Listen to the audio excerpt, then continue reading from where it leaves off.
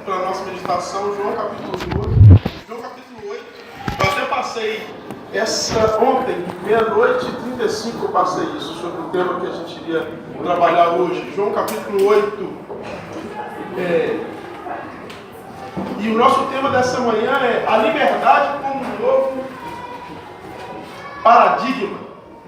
A liberdade como um novo paradigma, ou talvez a liberdade em Cristo como um novo paradigma de vida. E aí eu queria lembrar que nós já vimos o capítulo, o João de 1 ao 12, certa vez nós já ministramos aqui. E o capítulo 9 nós também já ministramos aqui. E aí ficou esse meio, do capítulo 8 nós vamos ver pelo menos uma parte desse capítulo aqui. Porque o capítulo 8 e o capítulo 9, eles são uma coisa só, eles estão falando de um assunto. Ele começa lá no capítulo 8, a partir do momento em que Jesus participa dessa festa. Ele está na festa dos tabernáculos, ou festa das tendas, ou festa das cabanas. Essa festa vai tomar novas configurações ao longo dos anos em Israel. Ela começa de um jeito, e na época de Jesus ela é algo esplendoroso, é algo bonito. Nós vamos ver isso aqui rapidamente aqui hoje. E esse texto nos fala de Jesus nessa festa. E esse texto nos fala de Jesus a partir do momento em que ele salva uma mulher do apedrejamento. Nós já estudamos esse texto aqui, até porque ele falou que podia apedrejar. Isso é outro assunto que nós já estudamos. Pode apedrejar. Aquele que tiver pecado, cumpra a lei de Moisés. Pode apedrejar. Depois disso, ele continua nesse ambiente. Aí o texto vai estar nos falando que vão saindo dos acusadores, ou seja, aquela galera que queria jogar a pedra, deixou a pedra no chão e desistiu de jogar a pedra no chão. E Jesus continua mais ou menos ali. Jesus continua naquele ambiente.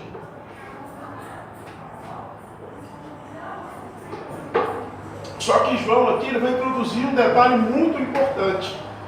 João coloca nesse momento aonde realmente Jesus está. Vamos ler o texto aqui. Talvez a gente lê o texto todo para a gente ter uma compreensão maior. E eu acho difícil a gente conseguir trabalhar todo esse texto porque ele é muito rico. Mas eu creio que seremos muito abençoados essa manhã. De novo lhes falava Jesus dizendo: eu sou a luz do mundo. Quem me segue não andará em trevas, pelo contrário, terá a luz da vida. Então lhe objetaram os fariseus: tu dás testemunho de si mesmo, logo teu testemunho não é vão. Já os fariseus ali estão trabalhando o texto ali do livro de Deuteronômio. Respondeu Jesus e disse-lhes: posto que eu testifico de mim mesmo, o meu testemunho é verdadeiro, porque sei de onde vim e para onde vou. Mas para onde vós não sabeis de onde venho, nem para onde vou. Vós julgais segundo a carne, eu a ninguém julgo. Se eu julgo, o meu juízo é verdadeiro, porque porque não sou eu só, porém aquele que me enviou. Também na vossa lei está escrito que o testemunho de duas pessoas é verdadeiro. Mas Jesus vai recorrer ao mesmo texto que os fariseus recorreram para lhe fazer uma acusação. Deuteronômio. Está no livro de Deuteronômio. Eu testifico de mim mesmo, e o Pai que me enviou também testifica de mim. Então eles lhe perguntaram: onde está teu Pai? Respondeu Jesus: não me conheceis a mim, nem a meu Pai. Se conheceis a mim, também conhecereis a meu Pai. Proferiu essas palavras no lugar do gasofilácio, ou, em algumas traduções, no lugar do tesouro. Onde Jesus estava ali, no lugar do tesouro. Quando ensinava no templo, e ninguém o prendeu, porque não era chegada a sua hora. Amém? Vou ler o versículo. Depois eu queria que você lesse toda essa perícope em casa, e eu vou pular lá para o versículo 31. Disse, pois, Jesus aos judeus que haviam crido nele: se vós permanecerdes na minha palavra, vós verdadeiramente sereis meus discípulos, e conhecereis a verdade, e a verdade vos libertará. Interessante é que depois você possa chegar na sua casa para fazer uma meditação de todo o texto. Mas aqui nós vamos tentar dar uma rápida explanação sobre algumas lições que o texto nos ensina. O texto completo vai até o versículo 59. Lembrando que todas as vezes que você vai estudar um texto bíblico, algumas vezes você não vai seguir a ordem da divisão que está na sua Bíblia. Você vai ver a ordem lógica, aonde começa e aonde termina. Quando a gente for estudar na terça-feira hermenêutica, a gente vai ver isso. Aqui é muito interessante, esse texto é muito interessante, porque esse texto se encontra numa das grandes festas do mundo judaico. Eles são 3 grandes festas. Essa aqui, se eu não me engano, em hebraico, é a festa de Sukkot. É a festa das tendas, é a festa dos tabernáculos. É a festa onde muitos judeus ao redor do mundo voltavam para Jerusalém para celebrar. A partir de Neemias, eles vão começar a celebrar de forma mais veemente o quê? A libertação do povo do Egito. Lembrando o tempo em que o povo viveu em tendas. E essa festa tinha uma hora do seu ápice, tinha a hora mais linda dessa festa, consequentemente também com o sacrifício, mas a hora mais linda dessa festa era a hora em que 4 grandes, e eu vou chamar como se fossem os nossos refletores, 4 grandes como é que é o nome daquele negócio que tem nas Olimpíadas? Mas é aquele que dá luz. Como se fossem piras. 4 grandes piras eram acesas. Os estudiosos nos dizem que a força da luz emitida por essas piras ou por essas bacias, cada uma carregava para manter ela acesa 70 litros de azeite. A força era tão grande que o pessoal falava que a luz emitida iluminava toda Jerusalém. E nessa luz, debaixo dessa luz, todos dançavam, se regozijavam, lembrando da libertação que eles tiveram no Egito. E é interessante notar que essa festa era tão maravilhosa que os mais velhos iam dançar. E o texto nos deixa claro que Jesus estava nessa festa, carregada de alegria, nessa festa carregada de emoção, onde o povo se lembrava: Deus nos libertou, Deus nos tirou da escravidão. E eles estavam nessa festa num lugar lindo, porque o templo agora construído é o templo de Herodes, e é interessante que todo mundo valorizava esse templo. Tanto João quanto Mateus nos escreve que os discípulos chegam para Jesus para falar do quanto o templo não era lindo. Agora, o interessante é entender como Jesus nunca se fiou ao templo, como Jesus nunca admirou o templo. Jesus nunca foi aquele que falou: nosso templo é bonito, não, lá é o local de adoração. Ao contrário, o próprio texto de João nos fala lá no capítulo 4, Jesus falou o seguinte: a hora vem, já chegou, em que Deus não está confinado a lugar nenhum mais. Deus está aí à procura de pessoas que têm um coração contrito. Deus está aí à procura de pessoas que queiram genuinamente se devotar a Ele. Deus está aí à procura dos verdadeiros adoradores que o adorem em espírito e em verdade. E eu imagino que esse desdenho, talvez não desdenho, mas que essa não tão valorização de Jesus ao templo deixaram muita gente nervosa. E Jesus, quando ele chega lá, naquele local de luz, naquele local maravilhoso, pedras preciosas, antes de Jesus começar a nascer, esse templo começou a ser construído. Herodes tinha a ambição de se tornar o rei dos judeus. Esse é o título que ele ambicionava, que ele queria ter para si. E a partir desse título ele falou: vou construir um templo top, porque eu vou ser o rei dos judeus, e eu comanda o templo a partir da família sacerdotal de Zadok, e eu vou entrar lá dentro. Jesus olha para esse local lindo, cheio de luz, e fala assim: essa luz é menor que a minha. Eu não sou a luz de Jerusalém. Eu sou a luz do mundo. Amém. Isso é muito, muito legal. Outro detalhe importante e interessante nesse texto é entender que o texto nos deixa claro, João faz questão de deixar claro aonde eles estavam. Eles estavam no pátio, ali próximo ao local, na minha tradução do gasofilácio, mas na maioria das traduções mais antigas, no local do tesouro. Onde era o local do tesouro? Era o local onde o pessoal levava a oferta. Todo mundo que ia para essa festa, também chamada de festa da colheita em alguns tempos, porque era uma festa agrária, o pessoal levava a sua oferta: madeira, pombas, moedas. E para quem? E quem tomava conta dessas ofertas? Os sacerdotes. E algumas dessas ofertas eram criticadas. Poxa, você trouxe só isso? Olha, se você oferta para se trazer ao Senhor. E esse local ficava do lado do pátio das mulheres. Por quê? Porque era um local onde todo mundo tinha acesso. Porque dinheiro todo mundo quer. Me faz lembrar lá do livro de Mateus, quando Jesus fala assim: aonde estiver o vosso tesouro, aí estará o seu coração. Estrategicamente, esse local ficava num local onde todo mundo tinha acesso. Existiam locais no templo que só as pessoas chamadas santificadas poderiam entrar, mas o dinheiro a gente quer de todo mundo. E mesmo quando era criticada a oferta que se dava, olha, mas deixa ela aqui.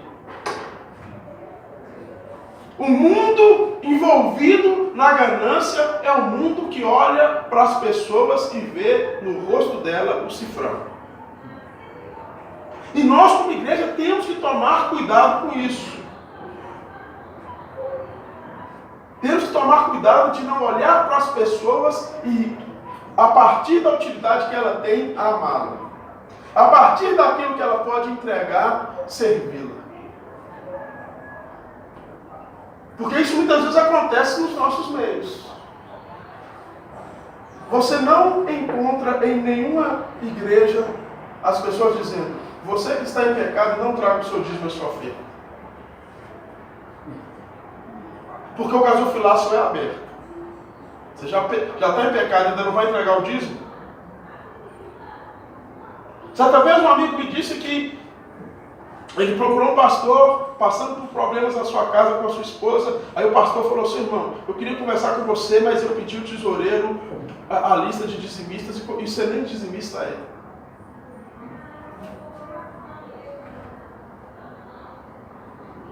Nós não amamos as pessoas a partir do gasofilácio. Nós amamos as pessoas porque Cristo nos amou primeiro, mesmo nós sendo pecadores.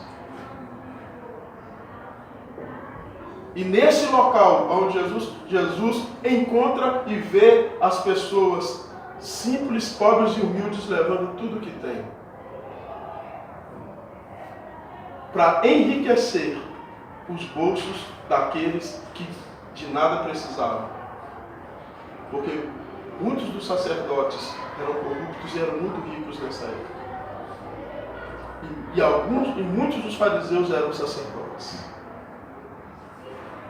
E tem hora que a gente usa a lei, ou a gente usa a palavra, para tirar da pessoa o que ela não tem, para enriquecer, ou para fazer com que os desejos dos nossos corações se realizem.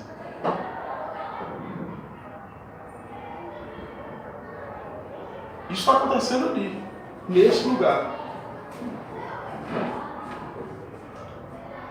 E o templo era sagrado, mas é interessante, esse lugar todo mundo tinha acesso. Se é para dar dinheiro, você tem acesso. A gente nem pergunta de onde que veio, se veio do tráfico, se veio da maracutaia. Se é para dar dinheiro, você tem acesso. Jesus está vendo isso. Mais tarde, no capítulo 9, nós já estudamos esse texto, Jesus cura um cego.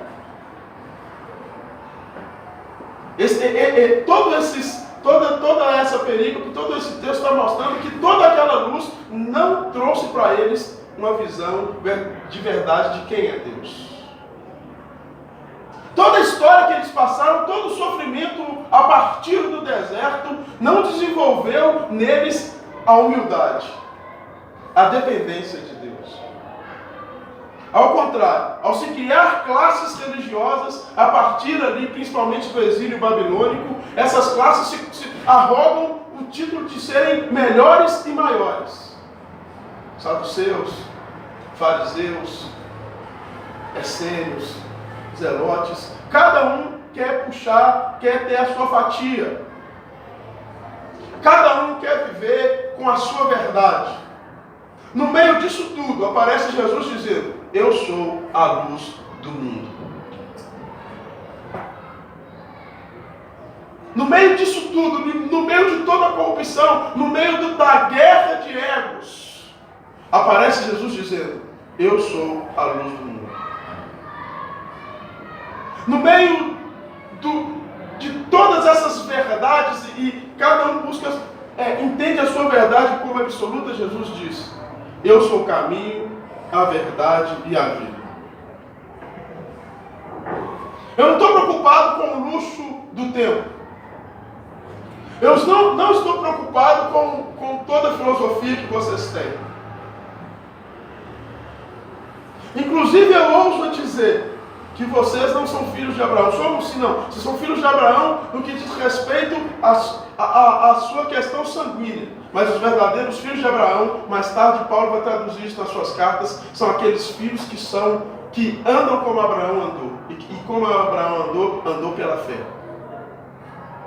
Ele sai de um lugar e vai para uma terra que ele não conhece, mas ele, nessa caminhada, vai crendo e confiando em Deus e recebe a sua promessa.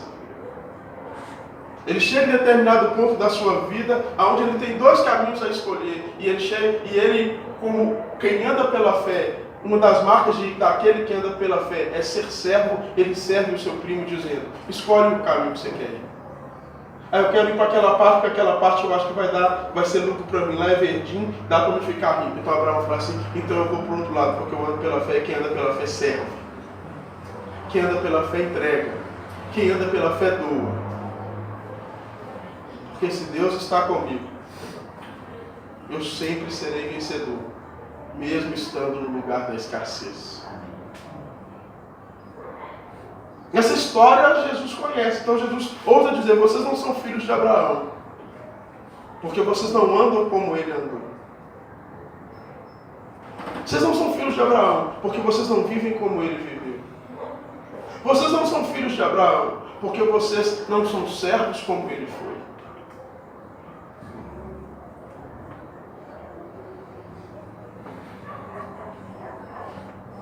Eles estão nesse lugar lindo, maravilhoso, cheio de luz.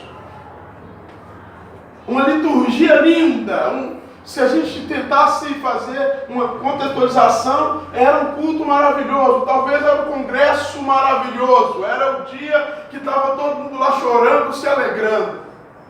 Mas uma liturgia desprovida do Espírito Santo é uma liturgia vazia. É uma liturgia que atinge todo o nosso ser no sentido sentimental, mas não gera transformação.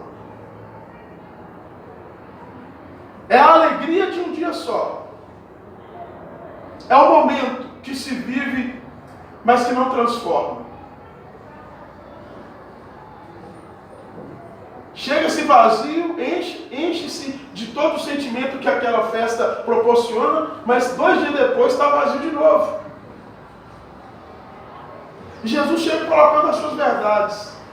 Eu sou a luz do mundo, eu não sou a luz desse local, porque a luz desse local vai ser apagada quando a festa acabar.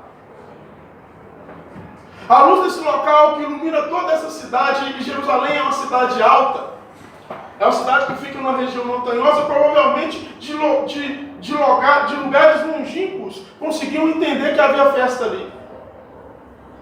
Ontem, quando eu terminei de escrever algumas coisas, eu saí do meu escritório, fui para a sala, pus meu celular para carregar e subi para o quarto para dormir.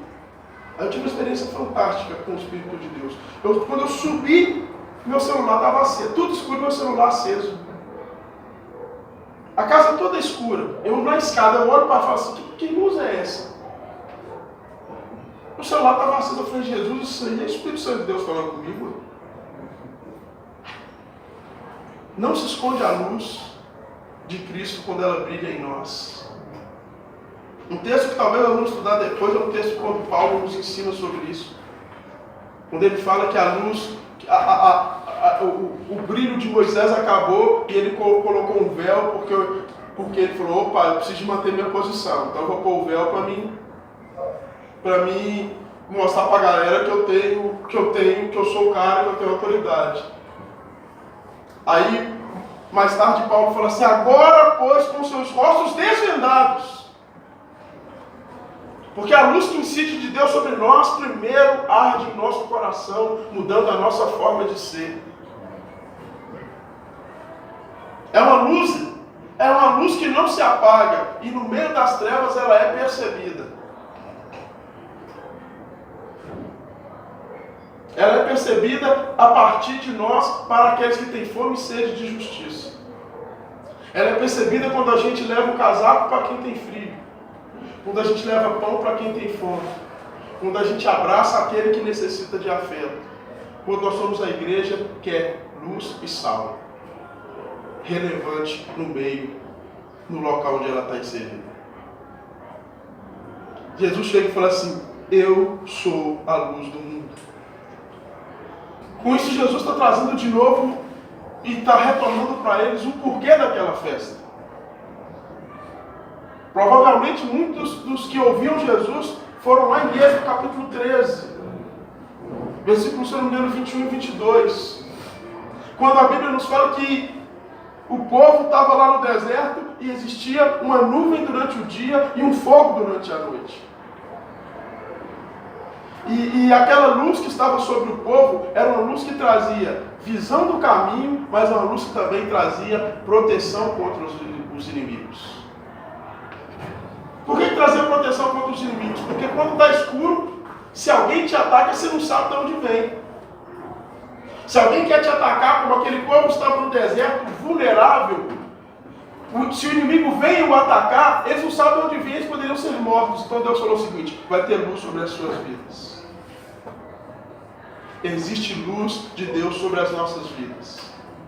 O inimigo pode nos atacar, mas Cristo é a nossa segurança.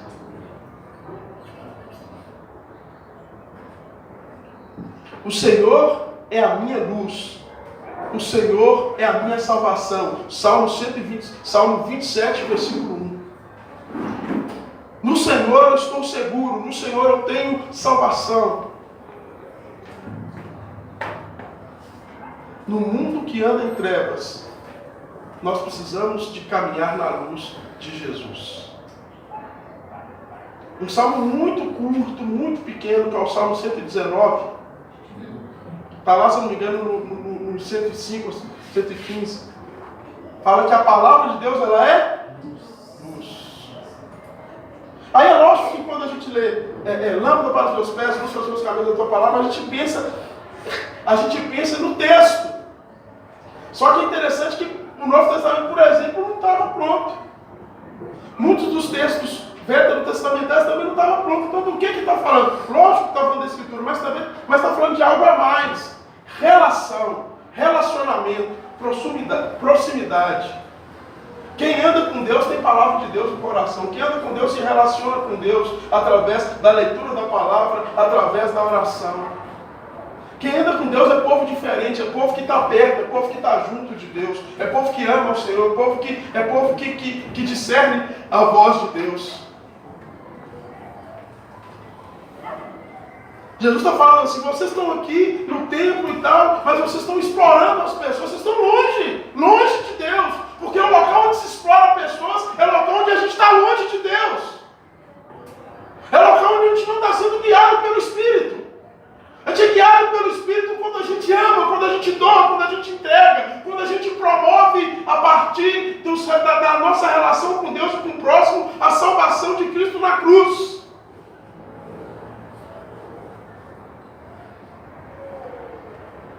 Não estamos sendo, será que estamos sendo luz?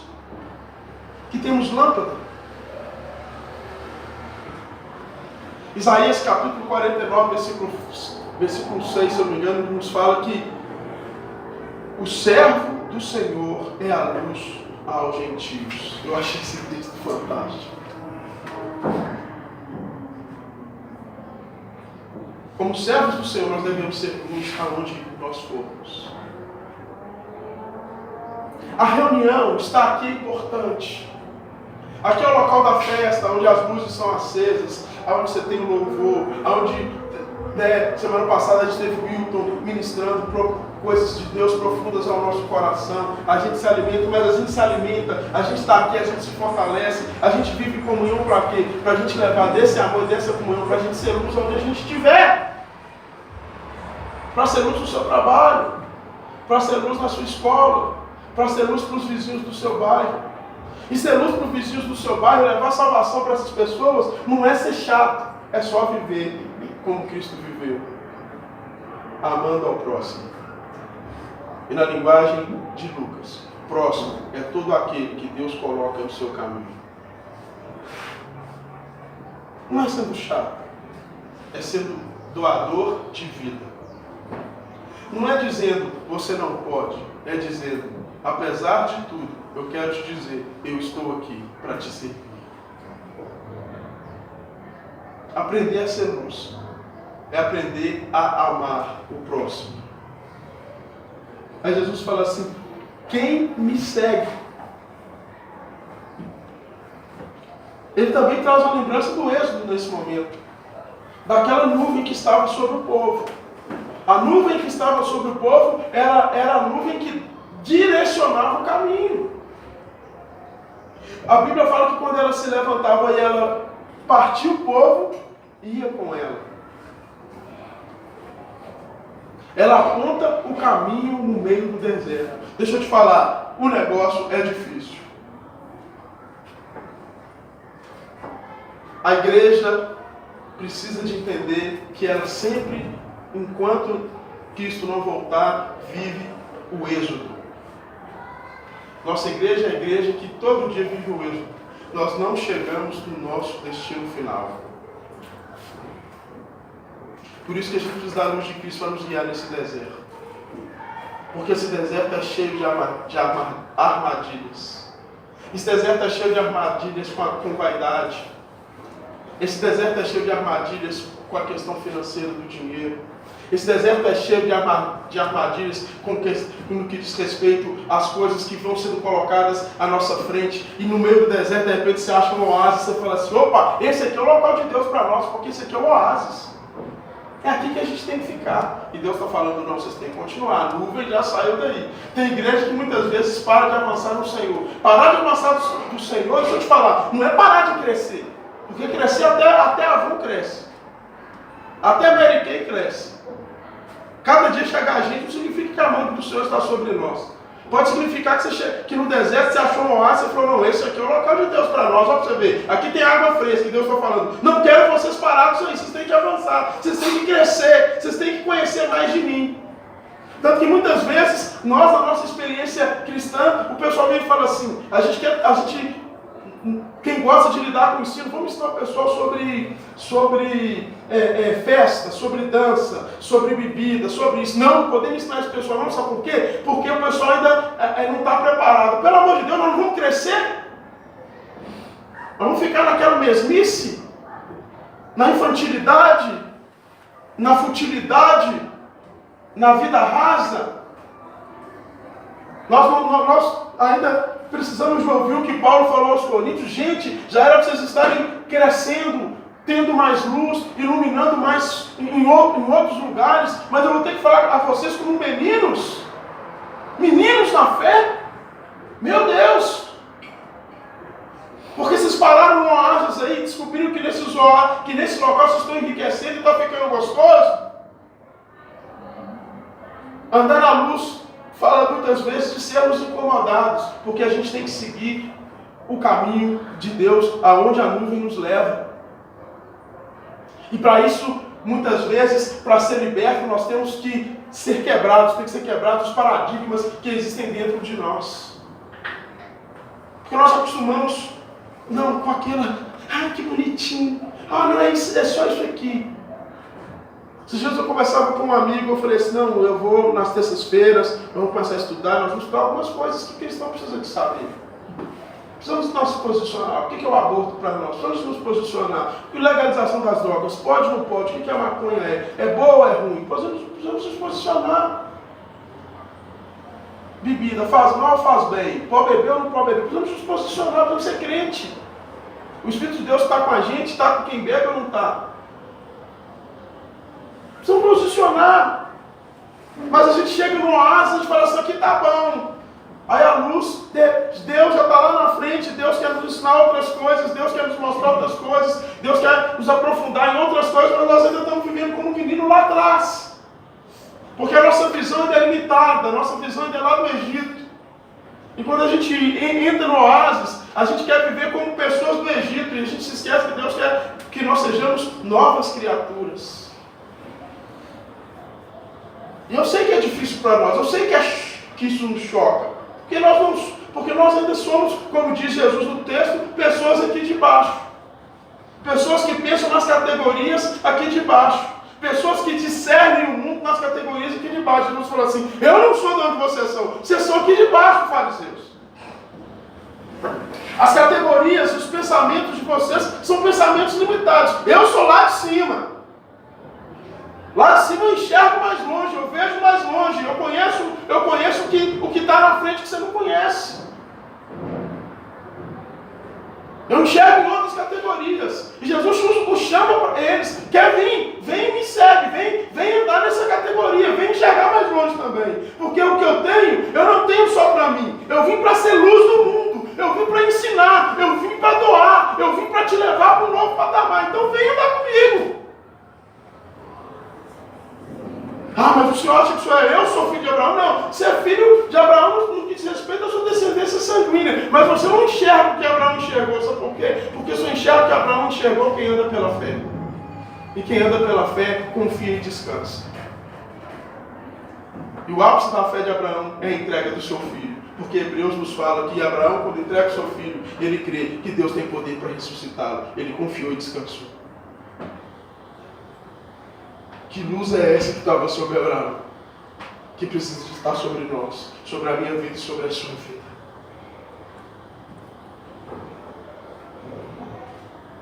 Jesus é a luz verdadeira, fora dele só há trevas. E a luz não precisa de testemunho, porque ela testemunha de si mesma. Quando Jesus fala assim, não, mas só precisa ter um testemunho. O pessoal recorre a Deuteronômio, se não me engano, capítulo 6, não lembro. Quando recorda a Deuteronômio, ele falou assim, não, mas quem testifica de mim é o Pai. Ele só fala isso para falar, não, eu estou mostrando para você, eu conheço o texto, mas luz não precisa de testificação, porque onde tem luz você consegue enxergar. Quando eu subi a escada lá de casa, eu falei, opa, o celular acendeu a luz, só para você ver. Precisava de alguém falar comigo? Não, Juliano, acendeu não, só a luz testifica de si mesmo. Uma igreja que é, segundo Mateus, luz do mundo e sal da terra, ela pode ser atacada, mas as suas obras em Cristo testificam de quem ela é em Jesus. Um cristão que tem a luz de Cristo, ele pode ser ridicularizado, mas a luz que está sobre ele testifica de quem ele é de verdade. Porque os frutos dessa pessoa são frutos de amor, paz, justiça, compaixão, doação.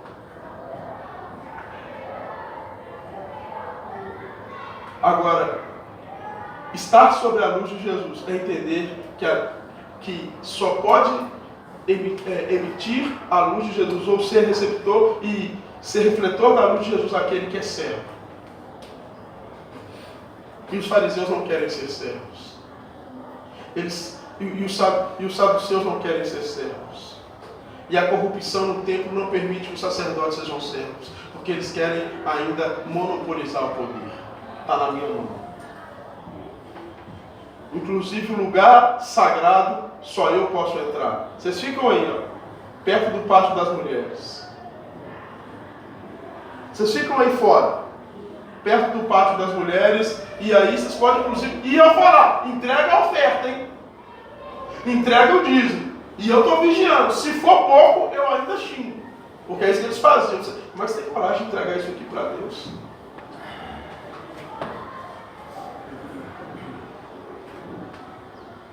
Agora, quem tem a luz de Cristo, quando a luz de Cristo incide sobre ele, a pessoa não tem medo de perder.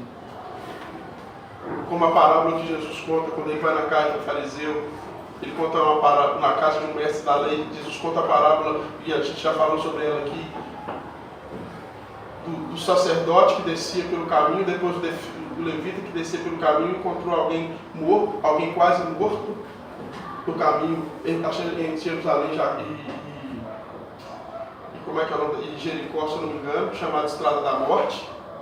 Aí ele olha e fala assim, eu não posso encostar nele não. Por quê? Se eu encostar nele, eu me torno impuro. Só que não era só se tornar impuro, tá, gente? Se ele encostasse naquele que estava doente, ele ia deixar de receber. Porque ele ia ganhar um balãozinho lá do tempo. Opa, você encostou em alguém que está sangrando, que está mal, seu salário vai ser cortado por um tempo. Que essa dimensão da palavra, às vezes, a gente não consegue enxergar. E dependendo do que você fizer por ele, você pode até ser morto. Aí a luz, a Bíblia fala que se a luz que está em nós não for a luz de Cristo, essa luz grande treva é. A luz que estava sobre eles, o conhecimento que ele tinha sobre ele era treva. Era treva que estava sobre a cabeça dele. E essa treva que estava sobre a cabeça dele falou, opa, eu não vou encostar. Se eu encostar, eu perco a boquinha. Eu não posso pensar, como é que eu me levanto contra o sistema? Eu não perco. Então ele passa do lado. O levita carregava sobre ele a mesma lei. Então ele passa e fala assim, ei, estou fora. Não vou encostar. Todos vêm com sua comitiva. Mas já pensou se alguém vem encostando e corta? Aí de repente vem o samaritano.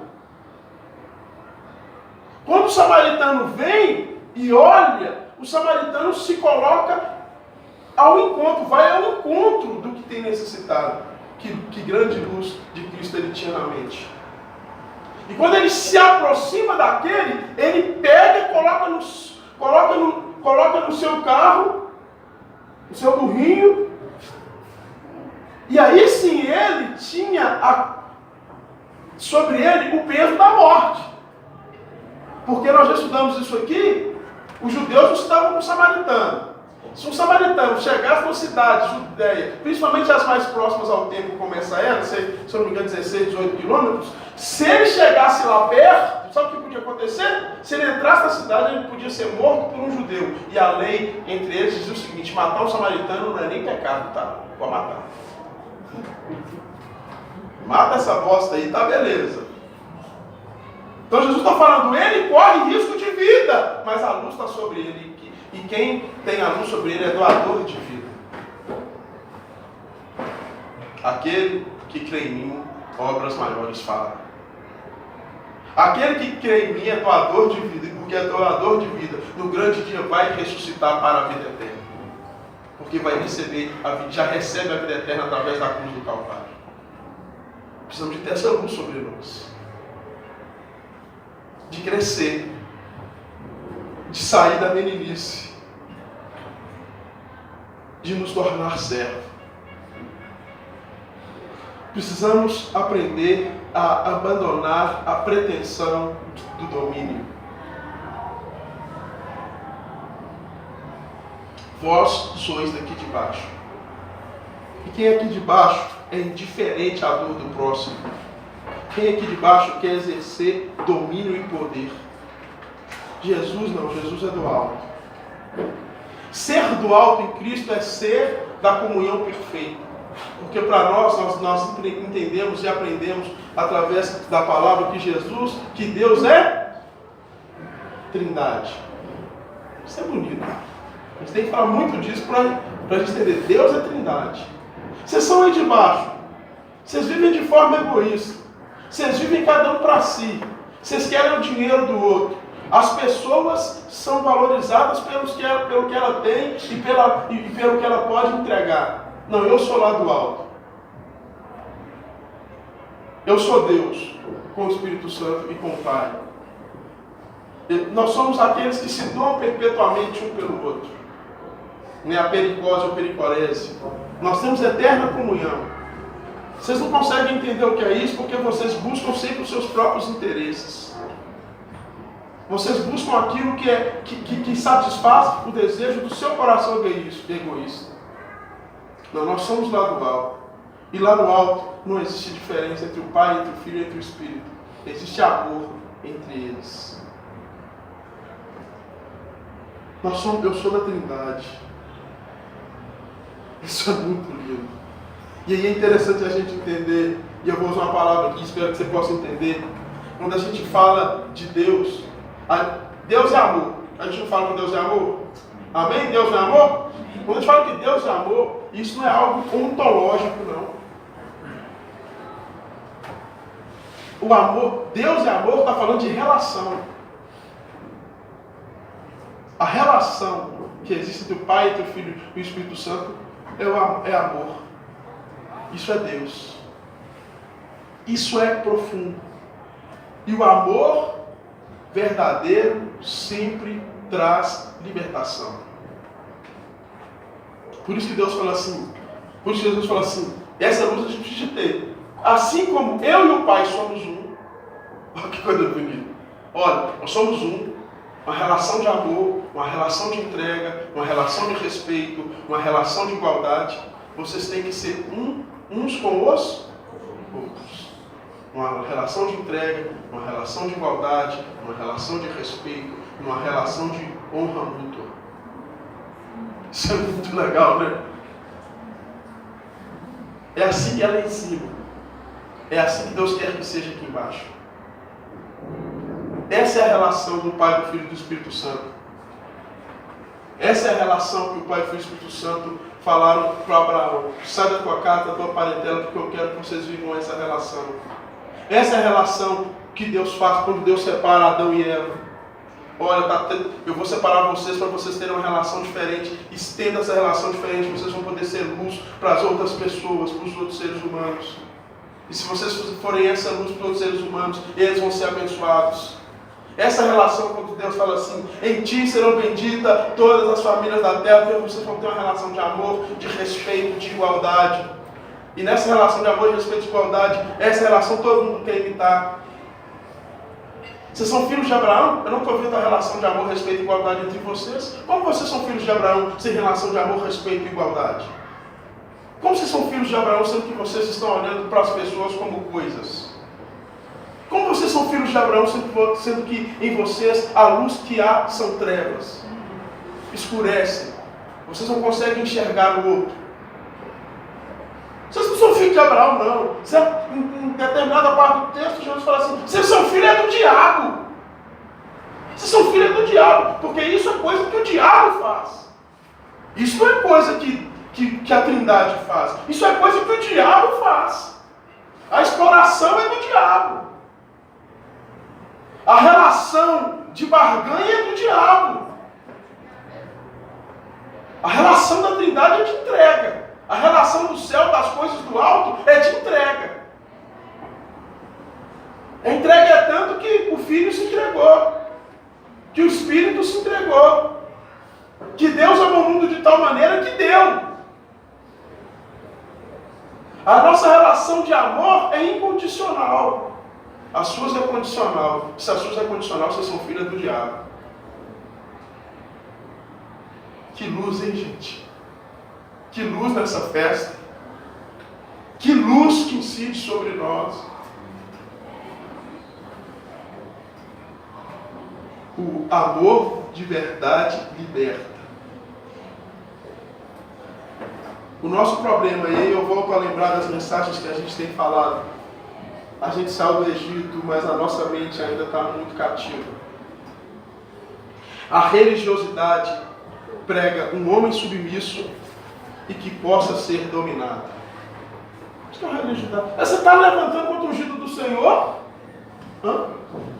A religiosidade prega um homem submisso que possa ser dominado. Jesus vem e fala assim: e conhecereis a verdade, e a verdade vos libertará.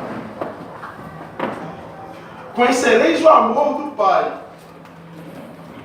O amor incondicional do Pai traz libertação. O nosso desafio é orar para que Deus nos tire da prisão de mente que nós temos vivido. O que nos ensina Paulo quando ele fala lá no livro de Romanos: mas transformai-vos pela renovação da vossa cabeça. É uma mudança de mente, é um novo paradigma a ser vivido. Sabe por quê? A religiosidade nos afetou profundamente.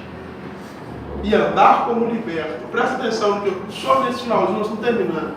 Andar como liberto é desafiador. É desafiador andar como liberto, porque a gente só sabe andar como escravo do sistema. Ser liberto é desafiador, porque ser liberto muitas vezes é ser acusado. Andar como liberto é difícil demais, porque você tem que estar disposto a ter os dedos apontados para você.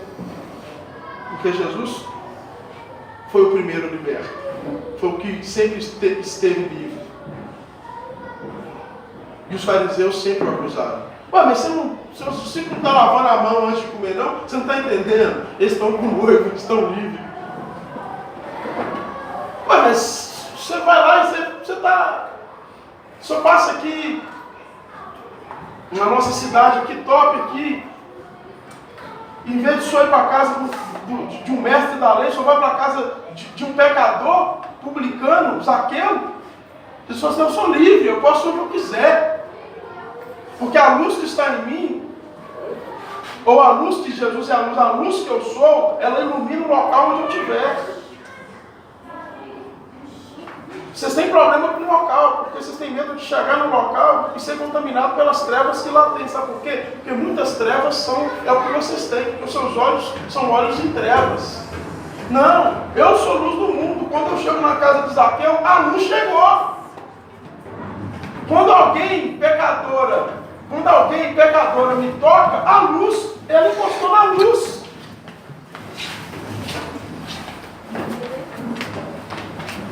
Andar liberto é complicado, meu irmão. Não, mas você faz isso, você não é crente. Eu sou de Cristo. Eu amo a verdade. Eu amo a verdade do Senhor. Só o liberto pode... Aí essa frase que eu coloquei, escrevi ontem à noite, foi impactante para mim. Espero que Deus possa falar com você também. Só o liberto verdadeiramente pode ser servo. Só quem é liberto pode ser servo, porque se ele está liberto, ele não tem interesses mais. Então ele pode se entregar para servir de todo o coração. Esse é um paradigma que a gente precisa de tentar viver. O da liberdade. Conhecereis a verdade, e a verdade vos libertará. Conhecereis a verdade, e a partir dessa verdade sou liberto para me entregar como servo de verdade. Eis-me aqui, Senhor. Eu quero te servir com todo o meu seja, todo o meu coração. Amém? Essa foi a nossa reflexão da manhã. Espero que de alguma forma Deus tenha falado com você. Que Jesus te abençoe. Para o Senhor.